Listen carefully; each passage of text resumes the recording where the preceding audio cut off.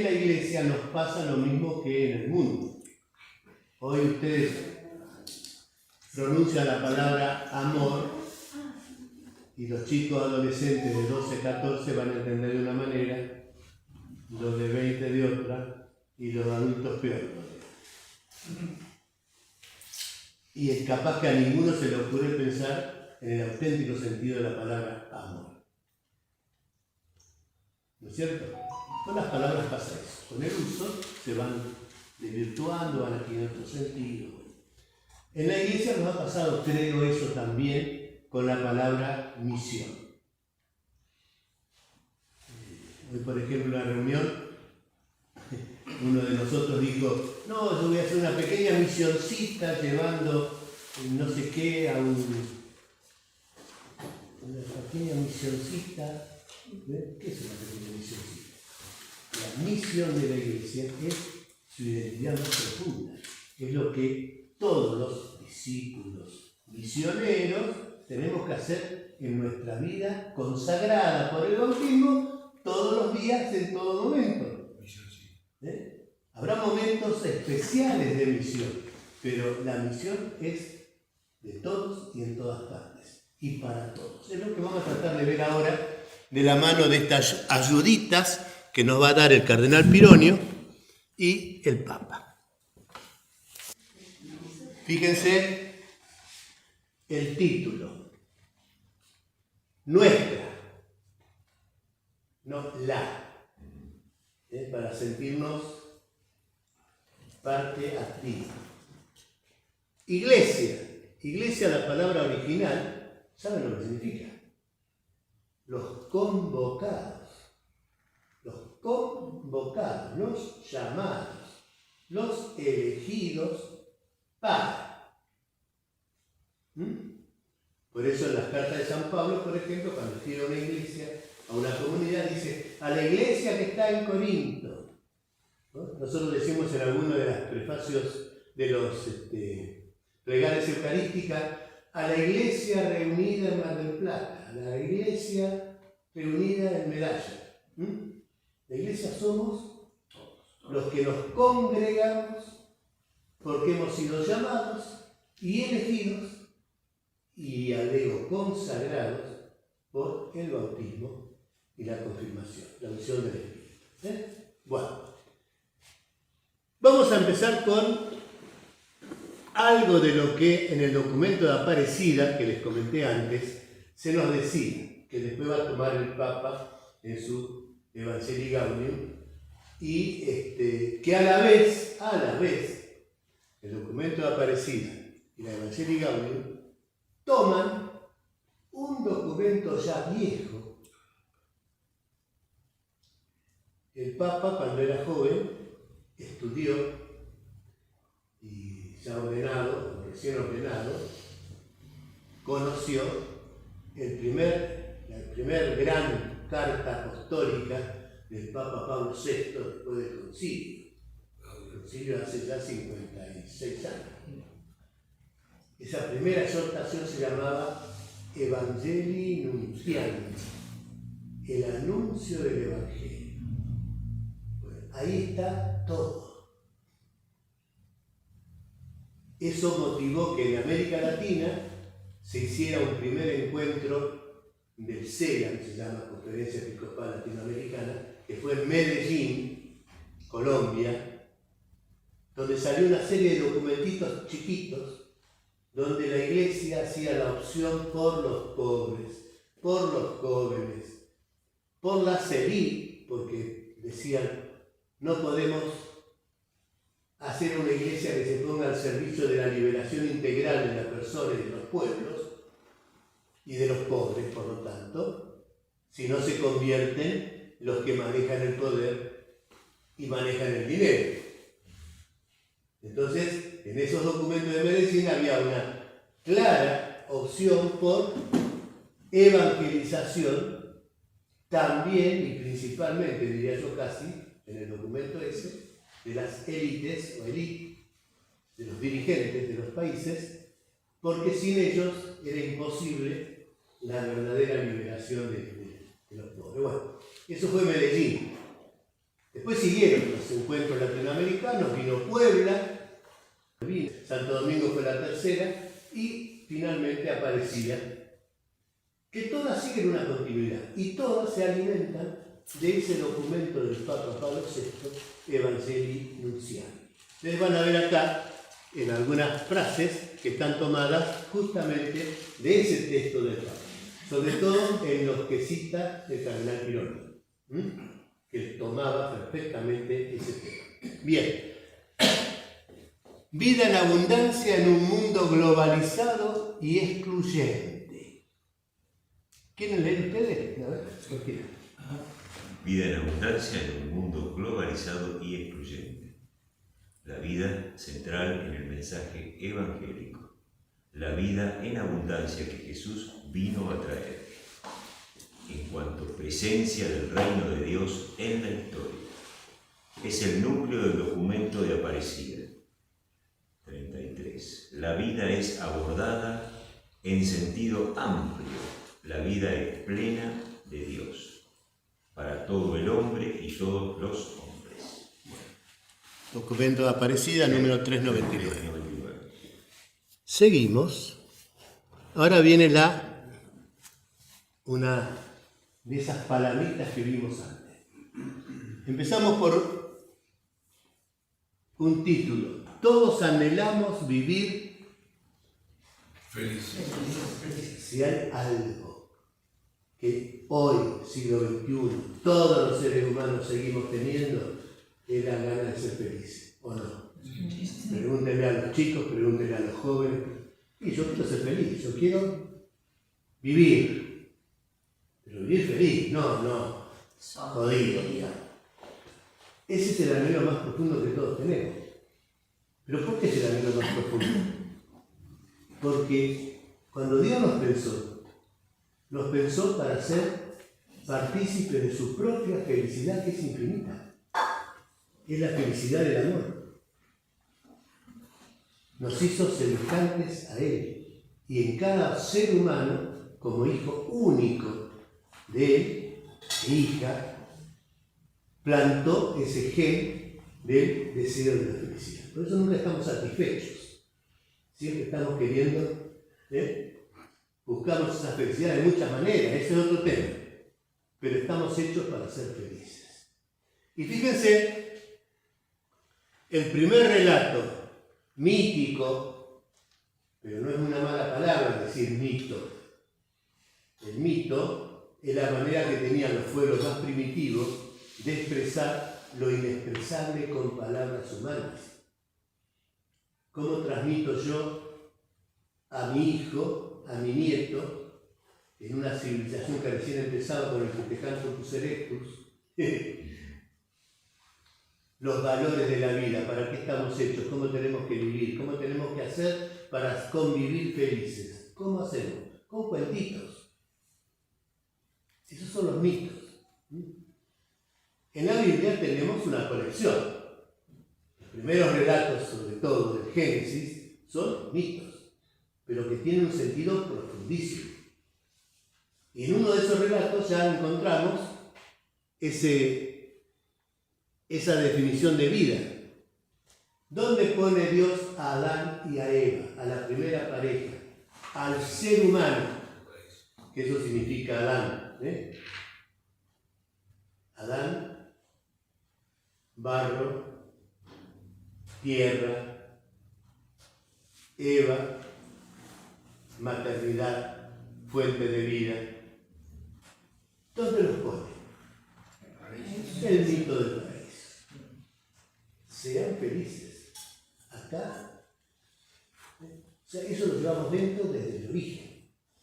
Entonces, yo me acuerdo que cuando era joven, en La Plata estudié, tuve la suerte de tener de profesor de liturgia al padre Ruta. El padre Ruta fue el primero que hizo un catecismo para niños, todavía en aquel tiempo, distinto al de preguntas y respuestas con el que estudiamos algunos de nosotros.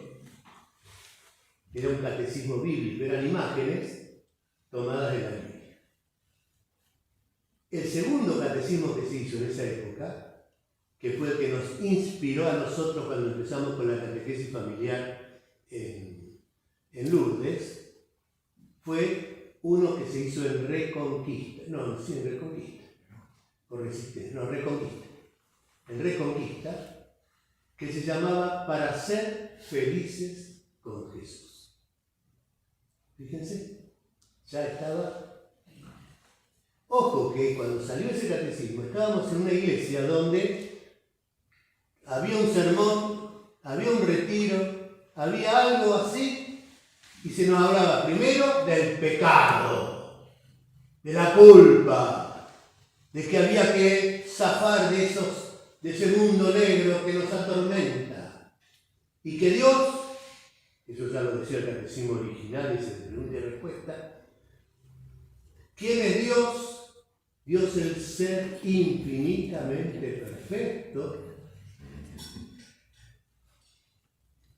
¿Cómo decir? Creador del cielo y la tierra, que premia a los buenos y castiga a los malos. Pregunta, respuesta rápida. ¿Ese es el Dios de Jesús? No.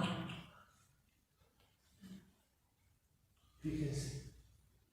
Pero nosotros hoy, después de tanto tiempo, seguimos en nuestros catecismos modernos a veces, hablando de que Dios mandó a Jesús para redimirnos del pecado, para liberarnos de la mancha del pecado original, y nos olvidamos de anunciar el mensaje de Jesús. ¿Qué predicó Jesús? Jesús ni se le pasó por la mente hablar del pecado original. Seguro que si le decían a alguno de su tiempo, che, ¿vos sabés lo que es pecado original? Y le decían, no sabes eso. Porque Jesús, como cualquier niño judío, había aprendido el mito. Pero el mito era, ese es el deseo de Dios, que seamos felices. Y nos hace libres para que nosotros mismos hagamos el camino de esa felicidad. Y nos hagamos responsables de la vida que hemos recibido. ¿Ven? O sea, ¿me siguen o no? Entonces, esto es importante que lo tengamos en cuenta, porque si nosotros vamos a misionar, ¿qué vamos a anunciar? A un Jesús que dice, vení a la iglesia, vení, convertite, vení a misa todos los domingos y no faltes nunca porque si no te vas al infierno. ¿O vamos a predicar lo que predicó Jesús? ¿Por qué? Preguntémonos, ¿por qué Jesús hablaba y la gente más desgraciada de su tiempo era la que lo seguía, la que se entusiasmaba, la que decía, bueno, por fin ahora tengo esperanza? ¿Por qué? ¿Qué prometía Jesús? ¿Qué les decía a esos que el cuerpo político, religioso del país les impedía participar en el culto porque eran impuros, o porque estaban enfermos, o porque eran leprosos, o porque eran tránsfugas que cobraban los impuestos para el Imperio Romano, o porque eran prostitutas, o porque eran simplemente mujeres que menstruaban y tenían que quedar encerradas porque quedaban impuras, o porque eran niños que los podían vender de esclavos. ¿Qué les decía Jesús a esa gente? A ver. ¿Cómo empieza el Evangelio de Marcos, que es el primero que se escribió aparentemente? Capítulo 1, versículo 1. Tenemos el padre Alejandro. A ver, catequistas. Evangelio de nuestro Señor Jesucristo. No, la primera frase del Evangelio. ¿Cómo si? Mesías, hijo de Dios, ¿no? Algo así. Sí, es. Evangelio de nuestro Señor Jesucristo. La buena noticia. Pregunta, para pensarlo. Cuando nosotros misionamos, ¿qué es lo que tenemos que anunciar?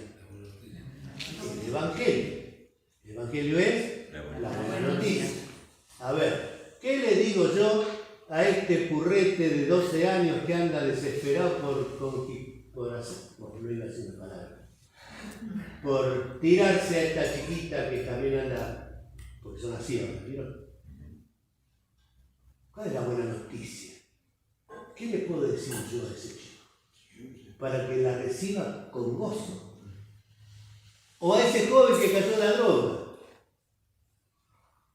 O a ese tipo desesperado porque, claro, con todo el despelote económico está por quebrar y no sabe qué hacer con su vida y está a punto de suicidarse. Qué buena noticia le voy a anunciar. Entonces, che, mirá, tenés que creer en Jesús. ¿Quién es Jesús? ¿Me van captando cómo tenemos que repensar no solo nuestra condición misionera, sino lo que anunciamos?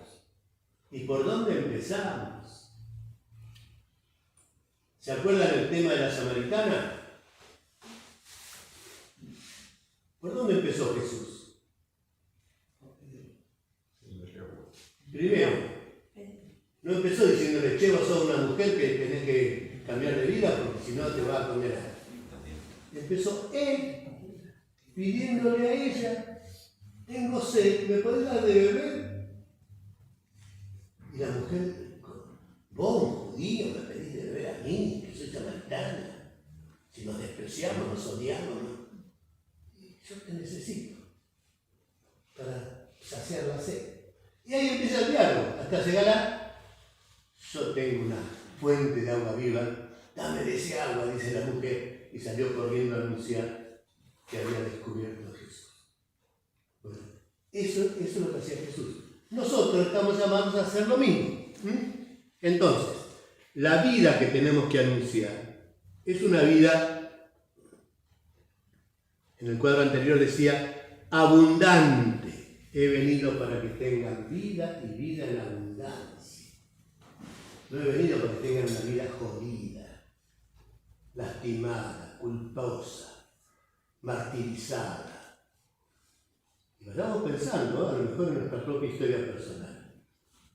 No, yo voy a hacer tal sacrificio porque así hago méritos ante Dios para que me consiga tal cosa. Durante mucho tiempo, muchos cristianos, con muy buena intención, se usaban alambre de púa en la cintura para sufrir con Jesús. ¿O no? Y en nuestras iglesias se nos predicaba eso. Y llegaba la Semana Santa y era la semana de la muerte. Y eso hasta no hace mucho, hasta el siglo XII. Nadie celebraba la Pascua, nadie celebraba la resurrección. Era la muerte. Lo que ha quedado de esas culturas populares, de esas Semanas Santas, y lo más típico son, por ejemplo, en España, las cofradías. Las imágenes que salen en Viernes Santo, en Jueves Santo, dolorosas, los cristos tratados. Somos herederos de esa interpretación de la vida de Jesús. Ahora, ¿eso es lo que predicó Jesús? Cuando Juan escribe su evangelio, ya viejito, va a decir eso. Tanto amó Dios al mundo que nos envió a Jesús para que ese mundo desgraciado tuviera vida y vida abundante. Podemos traducir vida plena, vida que valga la pena, no una vida arrastrada. Y finalmente, en Juan emplea la palabra eterna. Pero en Juan, eterna no es el más allá de Dios que es eterno, sin tiempo. Es la plenitud de vida en el más acá. O sea, para Juan, que era judío y vivía con la mentalidad de la Biblia, la eternidad no es el más allá, sino la vida humana sin fin, sin límite, que tiene horizontes infinitos.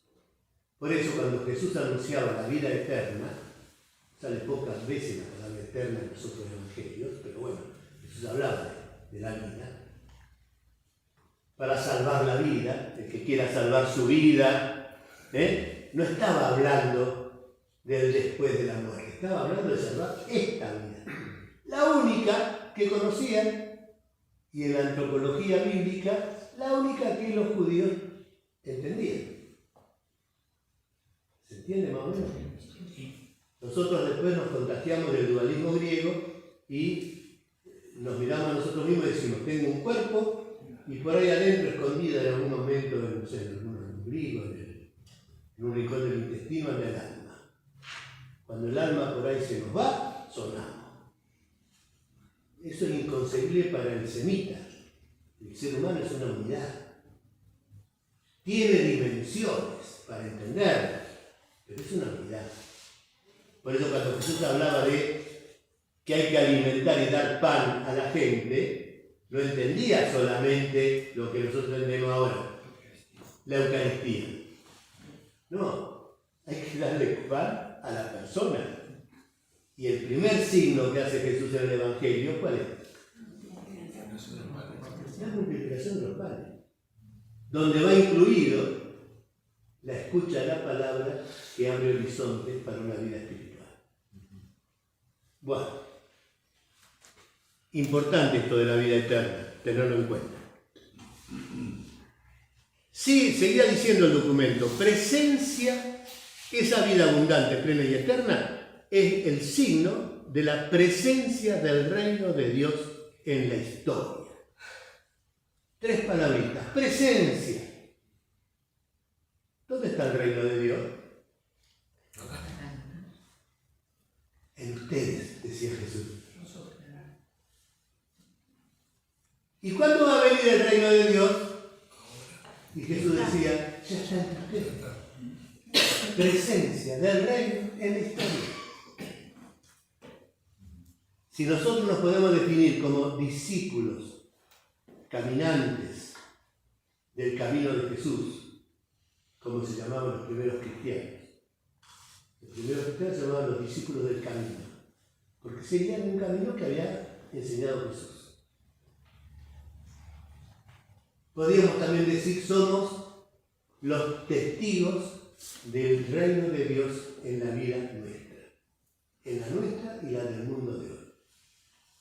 El reino de Dios está en todos, pero no todos lo descubren. Y ahí está la misión, fíjense. Ayudar al hermano a descubrir esa presencia de Dios en su vida.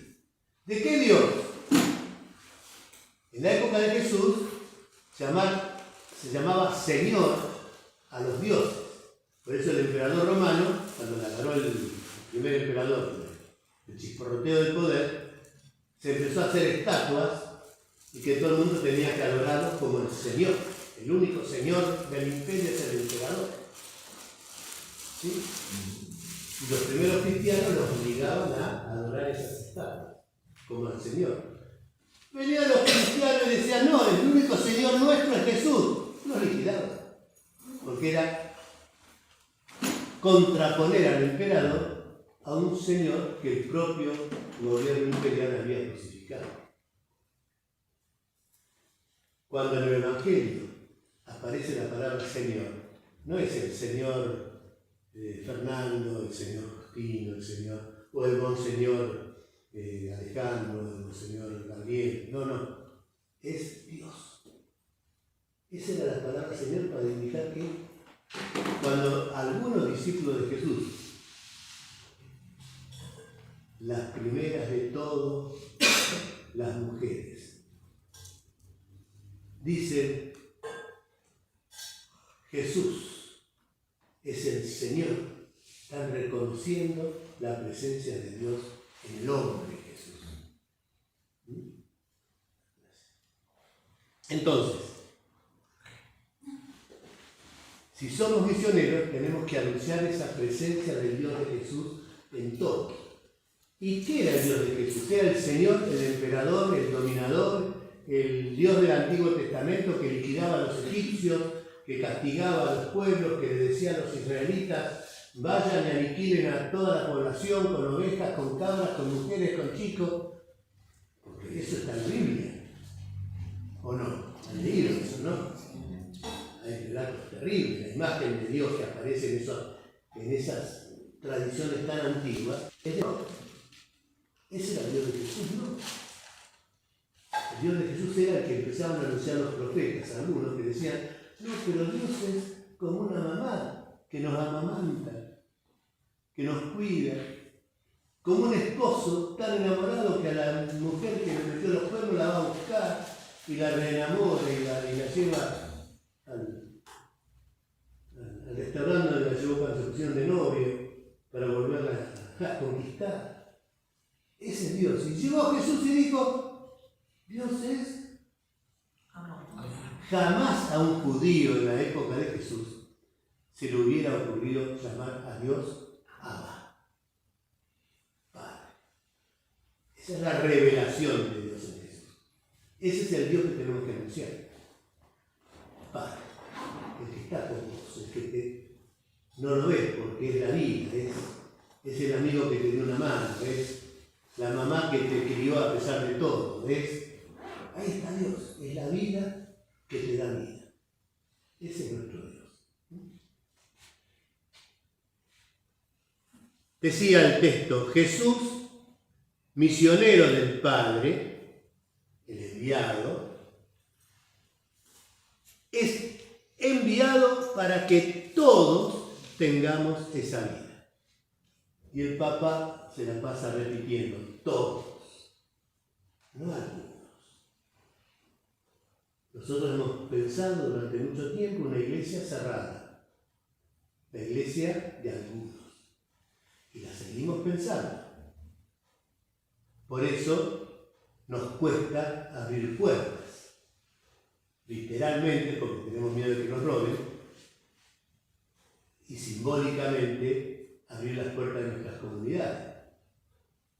Porque es muy raro de que venga una persona que no conocemos a nuestra misa o a nuestra reunión y tengamos el gesto humano de decir, che, ¿cómo te llamas? ¿Qué sos? ¿Te conozco? Mira, yo soy fulanito. El contacto humano. Fíjense. Pero Jesús vino como misionero del Padre, enviado para que todos tengamos esa vida, sin exclusión. Y cuando nos dicen eso los documentos últimos de la Iglesia, nos están diciendo ese todos abarca a las personas humanas. No es el todos machista del lenguaje inclusivo. Sí. Es todos, todes, todas, todos. Sí. Todo lo que quieras.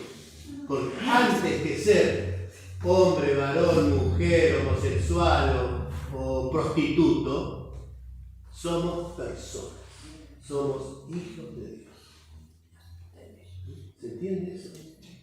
Entonces, puertas abiertas. Eso es lo que Dios quiere. Bueno, otra cosa importante. Ese Dios que nos envía a Jesús, a quien tenemos que anunciar como misioneros de Jesús, es el Dios que no habló solamente a un pequeño pueblo llamado Israel en el lejano oriente. Ni sigue hablando solamente a la iglesia cristiana, católica o no, por medio de sus pastores. Dios habló siempre de muchas maneras y sigue hablando de muchas maneras. Por eso, en el siglo II, cuando recién empezaba la cosa, un tocayo mío, San Justino, abogado, había abogados buenos, se había hecho cristiano, se dedicó a defender a los cristianos acusados en los tribunales romanos de violar la ley del imperio y adorar a dioses que no eran dioses, o que no adoraban al emperador, y murió el mismo mártir también. Bueno, en sus escritos, que son los primeros que se conservan después de los textos de los evangelios, fíjense que son, es como como que había que incluirlo después en el Nuevo Testamento también. Dice una cosa hermosísima. Dice San Justino: en cualquier cultura, en cualquier tiempo y en cualquier lugar, todo lo que hay de bueno en los seres humanos son las semillas del verbo. Es la palabra eterna de Dios que las ha sembrado. Igual que la que vino hecha carne en la persona de Jesús. Por eso, después de siglos en que todos estábamos en contra de todos, decían: nosotros somos los únicos que tenemos la verdad, aquellos son unos desgraciados porque están en el error, se van a condenar todo el infierno. Perros herejes, a los que no eran católicos, por ejemplo, los llamábamos. Los musulmanes está mucho eso, ¿vieron? A todos los que no son musulmanes estrictos los llaman perros. Y los judíos a los árabes y a todos los, en aquel tiempo de Jesús los llamaban perros. Fíjense el episodio del Evangelio de la mujer fenicia, la mujer pagana, cuando le dice: saname a la hija, y no está bien que demos los alimentos a los perros, no a los paganos. Yo he venido para los judíos, el pueblo elegido, y ella dice: bueno, pero tratame igual que a un cachorrito, que las migas del Fíjense, está en el Evangelio. Hasta Jesús, por ahí, tenía esas cosas. Bueno, pero entonces, hoy estamos en un mundo en que tenemos que aprender, como misioneros de Jesús, siendo auténticos en nuestra fe y en lo que anunciamos, a respetar la presencia de ese Dios que habla en otras culturas, en otras religiones, en otras ideologías, en otras maneras. Es interesante seguir los discursos del Papa en los viajes que hace a estos pueblos donde la Iglesia Católica es minoritaria. Entonces, cómo insiste él en esto y cómo va logrando que haya una unidad en torno a ¿qué? Al bien de la gente. ¿Se acuerdan del Evangelio, de la carta del libro de los Hechos del domingo pasado? ¿No? Pedro, el primer discurso después de Pentecostés. ¿Qué dijo? Ese Jesús que pasó haciendo el bien. Ese es el distintivo de la misión. Y eso es lo que Dios quiere de una iglesia misionera. Que hagamos el bien. Y en ese bien, con todos los que nos rodean, sean o no católicos, ayudemos a cambiar el mundo. Nada más y nada menos.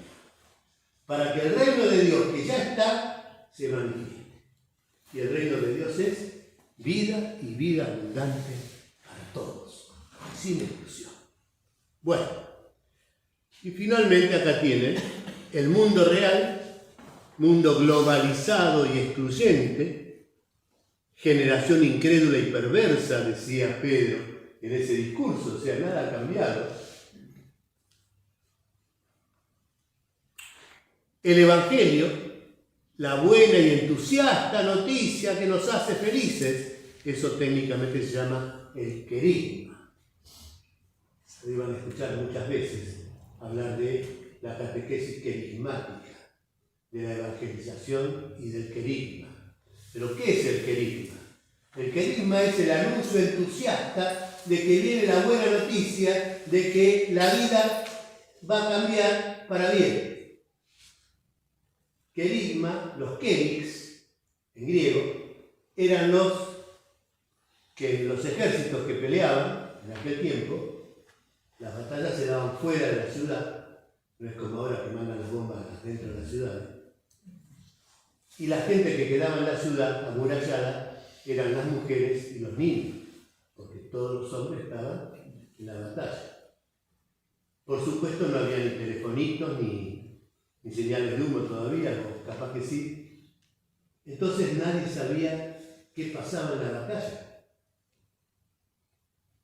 Todos así, esperando que apareciera alguien para zafar del miedo.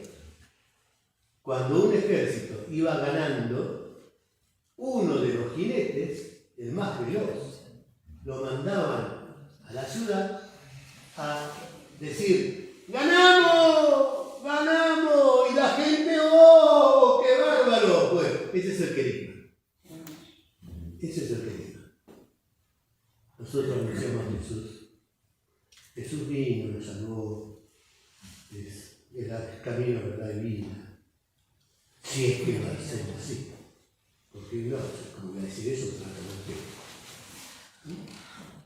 por eso, hablar de catequesis querigmática no es hablar de vení que estudiate esto, lee esto, no. Es transmitir con entusiasmo, de viva voz. No nos olvidemos que hasta todavía en muchas partes del mundo la gente no sabe leer ni escribir, ni tiene libritos, ni tiene textos, ni tiene telefonitos para leer los mensajes. O si los tiene no sabe leerlos, así que lo mismo. Y sin embargo, es la historia de la fe. ¿Cómo se transmite? A viva voz, de corazón a corazón, de boca en boca. Esa es la catequesis querigmática, o la evangelización querigmática. Por eso, volviendo al tema de la misión, para mí, eso es opinión mía, no podemos seguir hablando de vamos a hacer una misioncita porque voy a repartir una estampita o el programa de la Semana Santa o la propaganda de la coleta de Caridad. Eso no es misión. Es en todo caso una visita que hace gente en la iglesia para invitar a la gente a tomar conciencia de algo. Misionar es, mirá, te vengo a anunciar a este flaco que a mi vida le dio sentido. Y como te quiero anunciar que vos también podés conocerlo. Así que te dije, mirá, yo era tal cosa y ahora pasé por este problemón y me ayudó a verlo de otro punto de vista. ¿Y cómo se llama ese flaco? Jesús. ¿Querés conocerlo? Te acompaño. Mira, vamos a hacer catequesis. Vamos a hacer catequesis de adultos. Vamos a conocerlo. Eso es evangelizar. El contagio persona a persona. Ojo, disfrútalo, ¿eh? Yo estoy dando acá. Bueno. Y finalmente la pregunta que nos queda para trabajar nosotros, porque con Alejandro decía que nos debemos deberes a casa.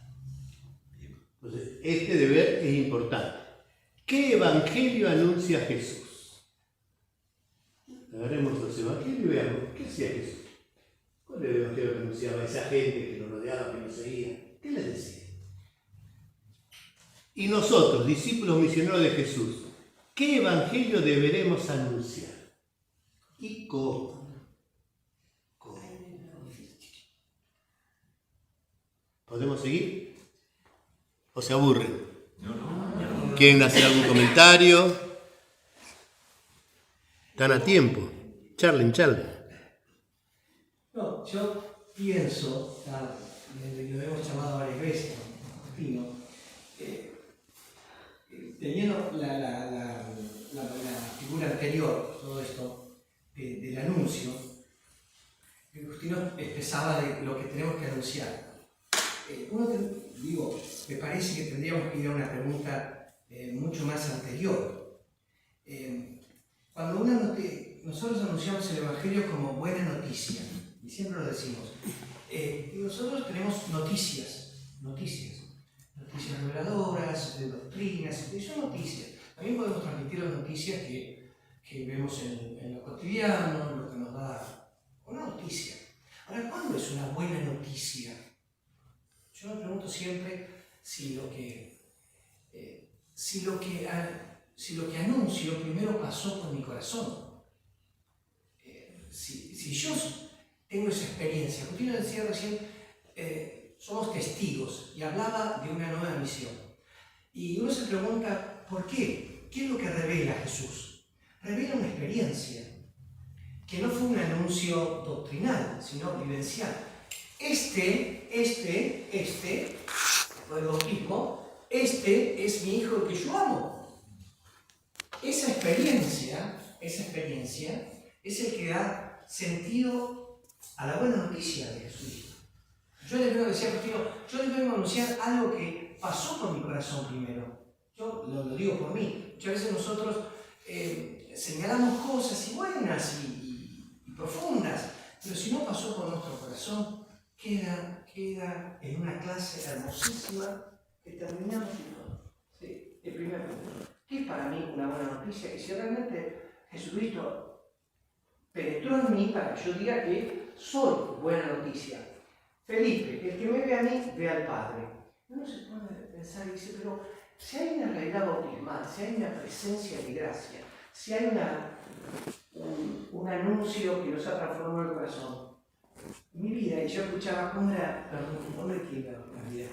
Alicia, recién decía Alicia. Agustino decía, y hay que anunciar esto, como decía Alicia, difícil escuchar. Claro, porque nosotros pensamos que tenemos un anuncio que está fuera de nuestro contexto real y natural de vida. Si el Evangelio, si la presencia de Jesucristo resucitado nos ha transformado, mi vida es misión. Mi vida es misión. Yo no me levanto programando lo que voy a hacer, lo que voy a decirle, con quién me voy a encontrar. Mi vida es así. Y entonces, ¿dónde me parece que hay que surgir esta preguntando si realmente a mí es una noticia? Entonces, me parece una relación. Contar mi vida, a ver qué está haciendo mi vida. ¿Cómo decía yo? A todo lo que me ha pasado, todo lo que he vivido, todo, que son gozos, alegrías, esperanzas, pero dolor, sufrimiento. Pero ¿cómo fui superando esto? Yo siempre cuento lo de Madariaga, a mí me tocaba, claro, era más chico, y casi todos los días tenía que ir al hospital, alguna cosa, y siempre pasaba para atender rápido y entrar más rápido, porque dejaban estacionar, por la guardia. Y me encontraba con la gente del pueblo. Y decía, ¿cómo le voy a contar quién es el médico que nos va a atender? O sea, contamos nuestros dolores, nuestras cosas, pero ¿quién te va a atender? Háblame del médico que te va a atender. Vieron cuando nosotros sentimos una sanación, nos convertimos en propagandistas. Dice, mira, pela este médico que a mí fue... Hay una experiencia. Capaz que nosotros no le hace nada, pero digo, a mí, primera cosa que pido. Y la otra de la contemplación de todos los días, Señor, ¿qué es lo que estás haciendo? Ya no nos queda mucho ir en el carrete. ¿Qué es lo que estás haciendo en mi vida? ¿Cómo me rejuveneces todos los días? Y lo segundo es lo que meditamos en el miércoles de ceniza, que siempre lo meditamos. Y tu Padre que ve en lo secreto. Lo que hay que revisar es el recipiente, si me permiten, el recipiente que todos tenemos, y que Dios se manifiesta de acuerdo a nuestro recipiente, no de manera uniforme para todos. El otro día hablaba con Agustino que la resurrección, Jesucristo no se manifiesta de manera uniforme e igualitaria para todos. Jesús se manifestó, por ejemplo, en María Magdalena de una forma, pero no se manifiesta en todas las mujeres así. A los apóstoles no se manifiesta, pero no a todos se nos manifiesta así. Quiere decir que cada uno recibe la buena noticia y es misión, su vida es misión, cuando aprendemos a que tu Padre que ve en lo secreto te va a recompensar. Yo me parece que lo primero que uno no animarse a salir a la calle, porque en realidad, decíamos el otro día, la iglesia está en la calle. Si Justino decía recién que la iglesia son los convocados, y nosotros hemos sido convocados como gracia, todos los días estamos en la calle, todos los días. Todos los días en el almacén, en las cosas, todos los días estamos fuera, manejando, se te cruza un tipo, todos los días estamos en la calle. El tema es que anunciamos. ¿Qué pasaría si como cristianos, misioneros, hiciéramos en la calle con las personas que estamos en el negocio, en el almacén, qué sé yo, lo mismo que generalmente hacemos, que es chusmear de la vecina, contar lo que pasó, mira, ¿te enteraste de esto? Pero como buena noticia. Así actuaban esos primeros cristianos. Entonces nosotros siempre separamos. Una cosa es distinguir para unir, y otra cosa es separar para separar. Ahora la iglesia tiene que misionar. ¿Cómo que ahora tenemos que misionar? Y todo lo que hicimos, todo lo que vamos haciendo en nuestras casas, en nuestros trabajos, ¿qué es lo que estamos haciendo entonces? No se sabe. Entonces estamos buscando modelos de evangelización. Somos, dice Aparecida, somos discípulos, no discípulos y misioneros, discípulos misioneros. Somos esto. Y esto es lo que hay que reforzar. Yo soy el mensaje. Algunas veces el cartero no habla bien, pero bueno, el mensaje debe darse. Esto es lo que nada más quería. Bueno, estos textos del cardenal Pironio fueron una charla que él dio en un fórum internacional de jóvenes de todo el mundo, en Buenos Aires, el 9 de abril de 1987. Fíjense que ya hace bastante tiempo, y sin embargo lo que él ahí dijo es actualísimo. Lo primero que empezó: el Espíritu del Señor está sobre mí porque me ha consagrado por la unción. Sigan leyendo. Él me envió a llevar la buena noticia a los pobres, a anunciar la liberación a los cautivos y las vistas a los ciegos, a dar la libertad a los oprimidos y proclamar un año de gracia del Señor. Fíjense, capítulo 4 de Lucas es el primer capítulo del Evangelio de Lucas. Lo otro son los Evangelios de la infancia. O sea, es el equivalente a Marcos 1. ¿Qué anuncia Jesús cuando empieza a predicar? La buena noticia. Él ha sido enviado, ungido, consagrado para llevar la buena noticia a los pobres, la liberación a los cautivos, la vista a los ciegos, dar libertad a los oprimidos y proclamar un año de gracia del Señor. Este texto, a la gente de su tiempo que lo escuchaba, lo hacía saltar. ¿Por qué? Porque justamente la liberación a los cautivos, la mayoría de ellos habían perdido las tierras en manos de los terratenientes por las hipotecas. Todos tenían que pagar impuestos al Imperio Romano que lo dejaban en la miseria. Muchos tenían que vender a sus hijos como esclavos para poder sobrevivir. ¿Qué les parece? ¿Qué era? Anunciarles que venía ese Mesías que esperaban para liberarlos de la opresión. No entendían, para liberarlos de la opresión del pecado y del infierno que viene del mal.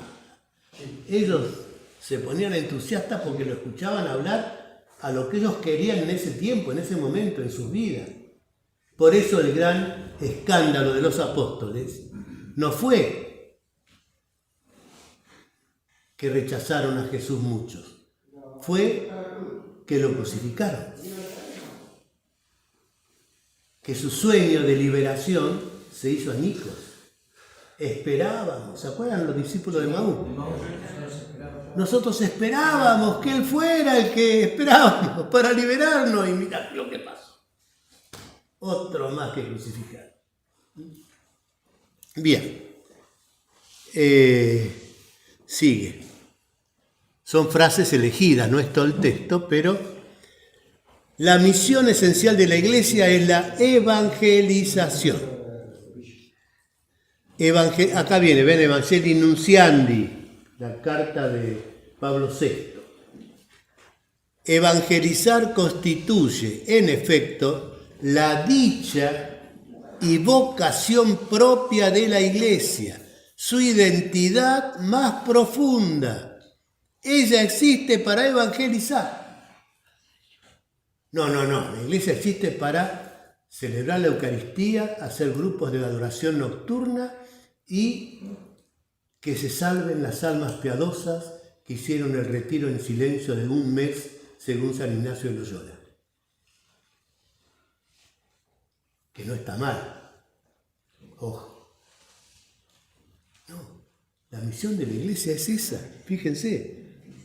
Su identidad más profunda existe para evangelizar, porque existe para seguir la misión de Jesús. Y Jesús vino a eso. No vino a fundar una institución con cardenales, con secretarías parroquiales. No. Vino a evangelizar y que la gente aprendiera a vivir de otra manera, que era la vida feliz que Dios quería para todos. Es importante eso, me parece. Porque si perdemos el foco, yo muchas veces, yo soy consciente de que a mí me tocó, gracias a Dios, un tiempo de la Iglesia en que justamente estaba el Concilio Vaticano II marchando. Nosotros teníamos acceso a todo el pensamiento teológico de aquel tiempo, que era buscar el Evangelio, la renovación de la Iglesia, buscar... Todo se hablaba, todo se discutía, no había... No, porque esto está en el Concilio de Trento. No. Había que buscar volver al Evangelio. Con mucha libertad.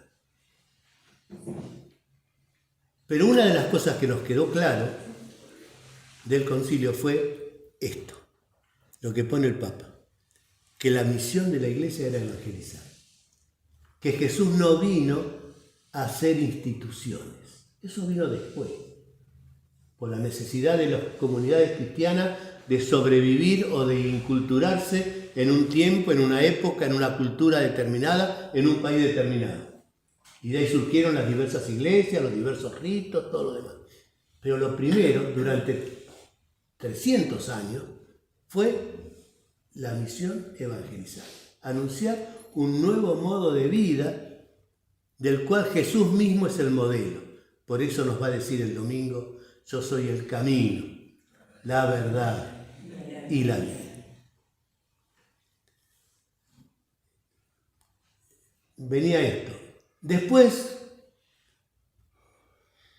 yo seguí con ese pensamiento, pero bueno, me doy cuenta que cuando vinieron las nuevas generaciones, por ahí se empezó a hablar de que no, lo importante es construir la iglesia. Yo me hice sacerdote para trabajar para la iglesia. Yo me hice,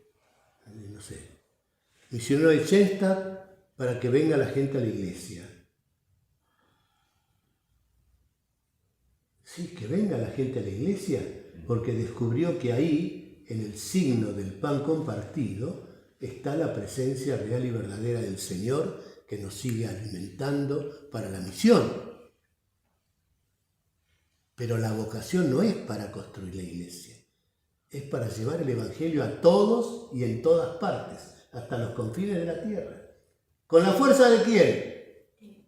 Del Espíritu. Y tengamos en cuenta, hoy hablamos de misión y estamos pensando ya, en cuánto vamos a gastar en los afiches, en qué parlantes vamos a usar para ir por las calles anunciando que está la misión, en qué cartelera vamos a poder poner en que la gente lo vea y diga: ah, mirá, hay misión. O sea, en los medios de propaganda. ¿Y qué dijo Jesús cuando envió a los primeros discípulos de dos en dos? ¿Qué van a hacer nada de eso? Con su palabra nada más.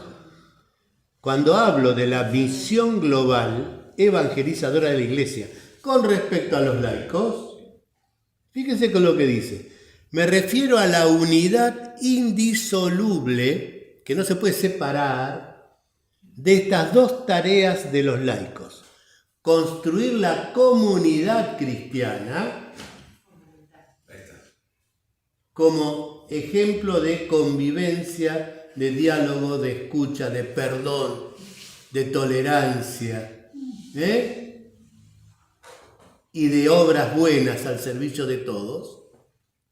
Y segundo, indisoluble, edificar la ciudad de los hombres. Y acá viene la presencia del cristiano en la sociedad real, en la política, en los sindicatos, en el laburo, en las escuelas, ¿se entiende? Nosotros esta parte nos hemos ido al extremo.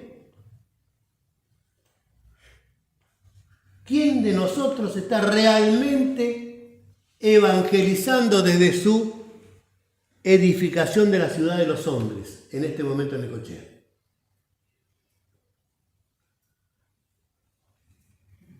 Decimos, todos los políticos son una desgracia.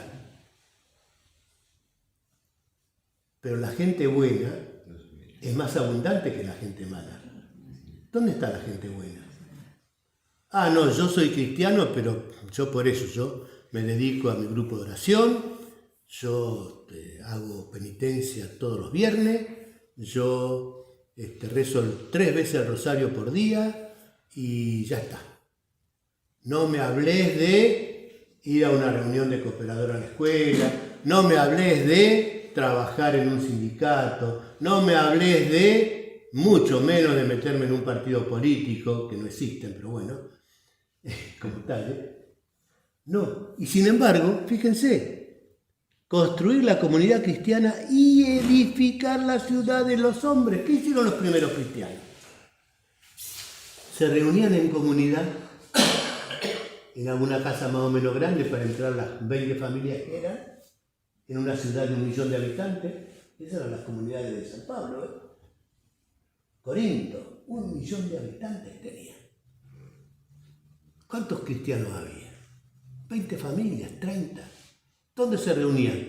En la casa de alguno que tenía un poco más de plata y tenía pileta, tenía todo eso, que era lo que se usaba en aquel tiempo. Esas eran las iglesias. Pero era nada, un puñadito. ¿Qué hacía esa gente? Hacer comunidad para conservar el recuerdo de las palabras del maestro, guardianes de la historia. Hay una serie de dibujitos que yo estoy pasando a los chicos que se preparan para la confirmación, hermosísima, que se llama Los Guardianes de la Historia. Muy buena. Si quieren la pongo en el sitio para que la vean ustedes. Son preciosas. Se sentían así. ¿Y cómo la transmitían? Edificando la ciudad de los hombres. O sea, revolucionaron el imperio. Por resistencia, por testimonio o por meterse y lavarle la cabeza al emperador, como hizo la madre de Constantino en su momento, cuando el tipo se enteró que su madre era cristiana, que su esposa era cristiana, que sus hijos eran cristianos. Entonces digo, bueno, no me queda más remedio que hacerme cristiano a mí también.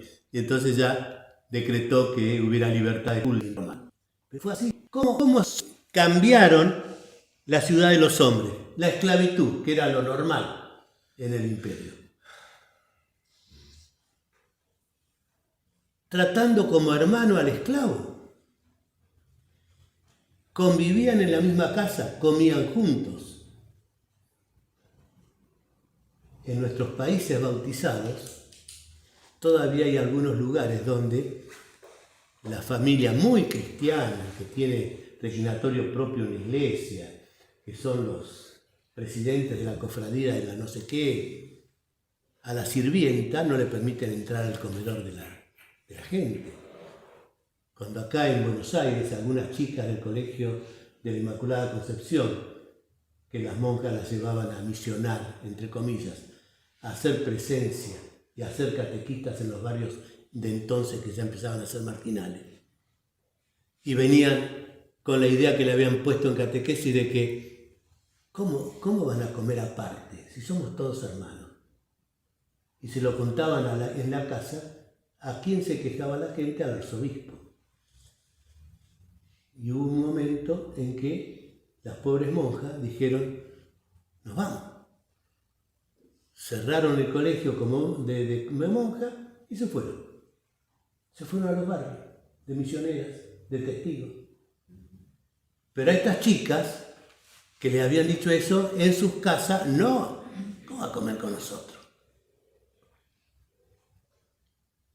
Pongo ese ejemplo, que puede ser a lo mejor parte de la cultura, de la costumbre, pero ¿cómo hicieron los primeros cristianos? Comemos juntos, somos hermanos. Ya no sos esclavo, sos mi hermano. Sí es cierto que la sociedad mantiene ese esquema, bueno, perfecto, pero no te voy a tratar como una cosa. Entonces, edificar la ciudad de los hombres, eso es fundamental. Y eso lo hemos perdido. Tanto es así que para edificar la ciudad de los hombres tenemos mínimamente, y es otra de las cosas que nos viene reclamando la Iglesia desde el Concilio Vaticano II, no desde el Concilio Vaticano II, desde el siglo XIX, es conocer y practicar la doctrina social de la Iglesia. Y ya en el primer catecismo de la Iglesia Católica que proclamó Pablo VI, antes del que vino después y antes del último, ¿qué pone? Que parte constitutiva de la catequesis es la doctrina social de la Iglesia. Pregunto, catequistas presentes, ¿dónde está esa doctrina en los catecismos de ustedes? ¿Conocen la doctrina? ¿Conocemos? Cuando escuchamos hablar de liberalismo, de capitalismo, de marxismo, de pobrismo, de las cosas que dicen ahora, ¿cómo debe ser, cómo es la esencia de la sociedad de hombres?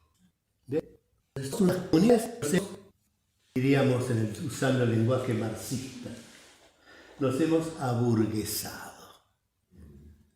Ya no tenemos el entusiasmo, ese del querigma, y tampoco tenemos la visión de lo que espera hoy Jesús de nosotros como discípulos suyos.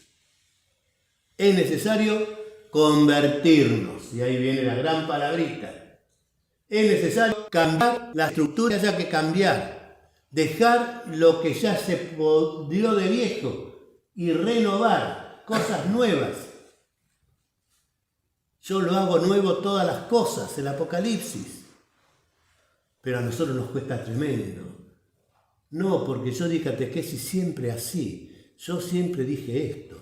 Yo prediqué siempre cuando llegaba la Semana Santa, lo más importante era a ver si tapábamos las imágenes o no y quién leía la Pasión mejor porque era importante. O sea, ¿me entienden, no?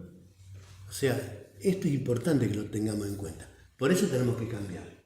Por eso tenemos que renovarnos. Renovar. Hacernos nuevos. O si quieren, volver al primer amor. Cuando el Papa dice hay que volver a Jesús. Volver al primer amor. A ese que nos conquistó a nosotros el corazón. Y después vendrá todo lo demás. Las metodologías, los métodos. No vale la pena discutir a ver si damos catecismo a los chicos de 2 años o de 15. Vale la pena a lo mejor ponernos de acuerdo en decir, hoy las familias, que son la base de la sociedad, no han escuchado hablar de Jesús. ¿Qué vamos a hacer? ¿Vamos a seguir juntando chicos como rebaño para meter la confirmación de prepo sin que entiendan un pepino? Para decir, aumentaron las confirmaciones, aumentaron los bautismos. Creció el mundo de los católicos.